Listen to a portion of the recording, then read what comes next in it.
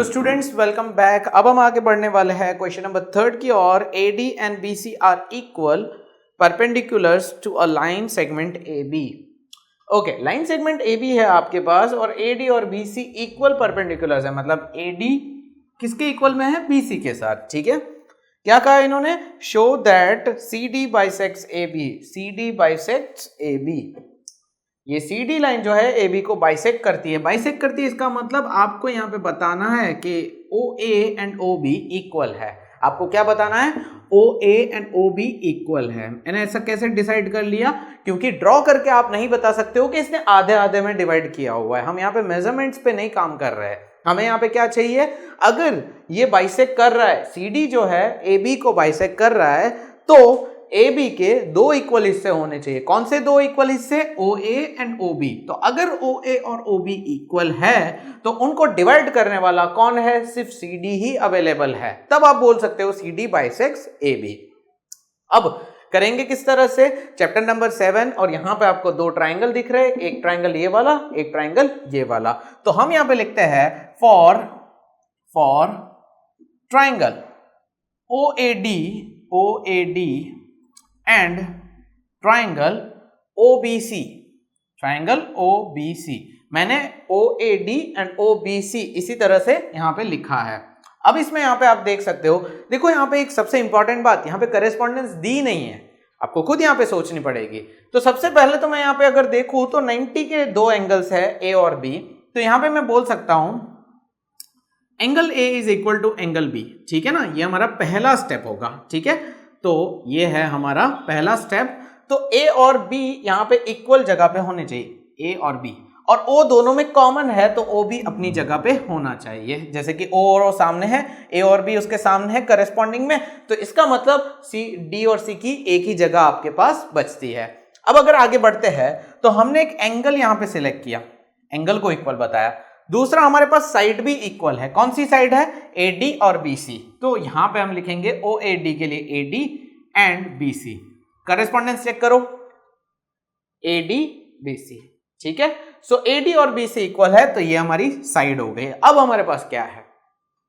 अब क्वेश्चन में भी कुछ नहीं दिया हुआ है। सो आपको मैं यहाँ पे याद दिलाना चाहता हूं। हम जाते हैं चैप्टर नंबर 6 में, जहां पे हमें बताया गया था कि दो लाइन अगर क्रॉस कर रही है तो उनके अपोजिट एंगल्स क्या होते हैं? इक्वल होते हैं, और उनको हम क्या बोलते हैं? Vertically opposite angles. क्या बोलते हैं? Vertically opposite angles. अब वर्टिकली अपोजिट एंगल्स के लिए हम क्या करेंगे? यहां पे लिखेंगे BOC और AOD। ठीक है, AOD मतलब ये वाला एंगल, तो angle AOD is equal to BOC, और इसके लिए हम क्या नाम देंगे यहां पे? Vertically opposite angles. Vertically opposite angles, तो ये हमने नाम दिया AOD और BOC का, और हमारे पास एक एंगल आ गया। तो अब देखते हैं ASA यहां पे अप्लाई हो रहा है। देखिए, चेक करते हैं। एंगल हो गया, फिर साइड आनी चाहिए, फिर एंगल आना चाहिए, लेकिन रूल के हिसाब से दो एंगल के बीच में साइड होनी चाहिए। यहां पे तो ये एंगल तो है नहीं, एंगल साइड एंगल के हिसाब से ये एंगल, ये साइड और ये एंगल होना चाहिए, लेकिन हमारे तो ये दोनों एंगल है, फिर साइड आ रही है। तो इस हिसाब से इसको अभी निकाल देते। ठीक है, इस हिसाब से अगर हम देखें तो एंगल साइड, एंगल साइड, देखो दो एंगल आ रहे हैं। इस ट्राइंगल के लिए बात करें तो एंगल साइड, इस ट्राइंगल के लिए बात करें तो एंगल साइड। तो एंगल साइड का कॉन्सेप्ट यहां पे लग रहा है। भले ही हमने इसको किसी भी पैटर्न में लिखा हो, इससे कोई लेना देना नहीं है। हमारे पास क्या होना चाहिए? ये हमें पैटर्न को समझना होगा। सो क्या लिखेंगे? By AAS congruence rule. ठीक है, by AAS congruence rule triangle OAD is equal and congruent to triangle OBC। इसको हम 1 नाम दे देंगे। सम यहां पे खत्म नहीं हुआ है। क्या कहा गया है? यहां पे हमें CD बाइसेक्ट्स AB प्रूव करना है। सो ये हमने 1 बता दिया। नाउ लिखेंगे, now OA is equal to OB। ये किस लिए हम बोलेंगे बाय CPCT। CPCT मतलब कि corresponding parts of congruent triangles. इसकी वजह से हम OA एंड OB को इक्वल बताते हैं। And if OA and OB are equal therefore you can say that CD bisects AB। यहाँ पे इस तरह से आप कह सकते हो। ठीक है, आई होप आपको समझ में आ गया होगा। अब हमने यहाँ पे थर्ड क्वेश्चन कंप्लीट कर दिया है, बढ़ते हैं आगे फोर्थ क्वेश्चन की तरफ। काफी इजी था, चलिए आगे बढ़ते हैं। नाउ यहाँ पे क्वेश्चन नंबर फोर्थ जो है उसमें आपको दिया है L and M are two parallel lines intersected by another pair of parallel lines P and Q। ठीक है, ये दोनों P and Q है। तो L and M दो पैरेलल लाइंस है जिनको यहाँ पे इंटरसेक्ट किया है, P and Q parallel lines है। तो अब यहाँ पे आगे डिस्कस करते हैं। Show that ABC is parallel and equal to congruent and equal to CDA। CDA okay, task ये है, बाकी सारी चीजें दी हुई है। अब हम आगे बढ़ते हैं। देखो यार, पैरेलल लाइंस का यहाँ पे पूरा ग्रुप दिया हुआ है, तो चैप्टर नंबर 6 को यहाँ पे बहुत अच्छे से डिस्कस करना पड़ेगा। ABC is congruent and equal to CDA। अब यहाँ पे लॉजिक लगाते हैं थोड़ा, क्वेश्चन में और कुछ नहीं दिया हुआ है, नहीं दिया हुआ है, ठीक है। ABC ट्राइंगल कहाँ पे है, ये वाला। CDA कहाँ पे, ये वाला। ये दोनों में एक ही दीवार का फर्क है, AC। तो क्या लिखेंगे सबसे पहले, AC, और बाद में क्या लिखेंगे, कॉमन साइड। क्या लिखेंगे, कॉमन साइड। हो गया, सबसे पहला साइड आ गए हमारे पास। अब आगे बढ़ते हैं। यहां पे अब अगर डिस्कस करें तो पैरेलल लाइंस का जो ऐसा ग्रुप होता है ट्रांसवर्सल वाला, इसमें क्या क्या इक्वल होता है।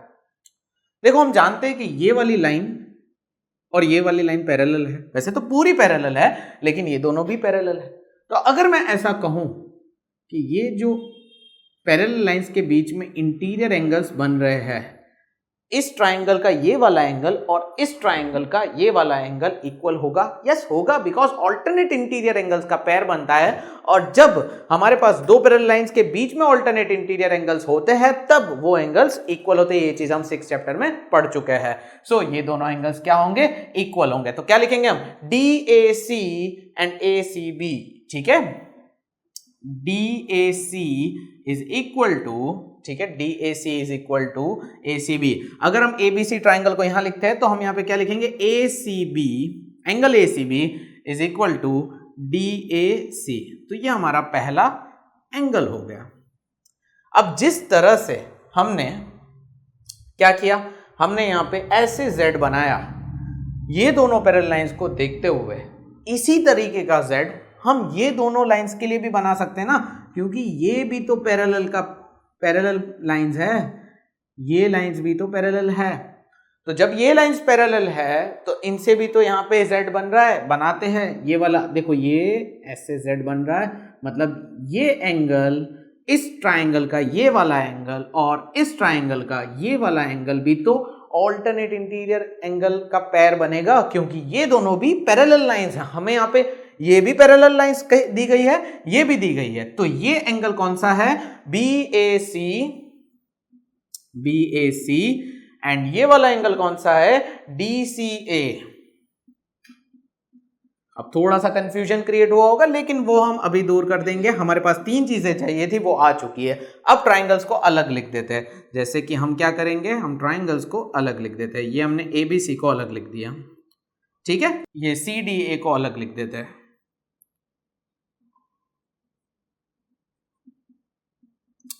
अब एक बात बताओ, AC इक्वल है, करेस्पॉन्डिंग का पेयर है। दूसरा कौन सा एंगल है हमारे पास, ACB, किसके इक्वल में है, DAC के। ठीक है, ये एंगल किसके करेस्पॉन्डिंग में, ये एंगल के। फिर कौन सा है, BAC मतलब ये वाला एंगल, किसके करेस्पॉन्डिंग में, DCA मतलब ये वाला एंगल के। तो ये और ये करेस्पॉन्डिंग है, ये दोनों करेस्पॉन्डिंग है और ये दोनों करेस्पॉन्डिंग है। और साइड कौन सी है, साइड यहां पे आ रही है ये। तो पता लगाना है ना कॉन्ग्रुएंस रूल। मैं ऐसा क्यों कर रहा हूं, पता लगाना है कि भाई रूल कौन सा लगेगा, AA लग रहा है या ASA लग रहा है, ऐसे में समझ नहीं आता है। तो अब देखो, ये दोनों एंगल बीच में साइड, ये दोनों एंगल बीच में साइड, कौन सा लग रहा है, ASA लग रहा है। तो हम यहां पे क्या लिखेंगे, by ASA congruence rule, by ASA congruence rule we can say triangle ABC is equal and congruent to triangle CDA। ठीक है, समझ में आया? काफी सिंपल, काफी इजी है। ठीक है ना, अलग अलग कर देना, जब भी ऐसा बड़ा डायग्राम हो अंदर ट्राइंगल हो ना, इसको अलग करके लिखो, काफी चीजें समझ में आ जाएगी। ठीक है, सो ये हमारा था question number 4। I think question number 4 हमारा हो चुका है अच्छे से। नाउ आगे बढ़ते हैं क्वेश्चन नंबर 5 की तरफ। तो क्वेश्चन नंबर 5 में थोड़ा सा यहाँ पे क्वेश्चन भी पढ़ा दिया हुआ है, तो अब थोड़ा समझते हैं। Line L is the bisector of an angle A। Line L is the bisector of angle A। क्या कर रही है? A को बाइसेक्ट कर रही है। BP and BQ are perpendiculars from B। BP and BQ, ये देखो P जो है ना यहाँ पे, ठीक है, BP and BQ are perpendiculars from B to arms of angle A। arms of angle A मतलब ये दिख रहा है ना, BP परपेंडिकुलर है, BQ परपेंडिकुलर है। अब आगे क्या कहा है? Show that first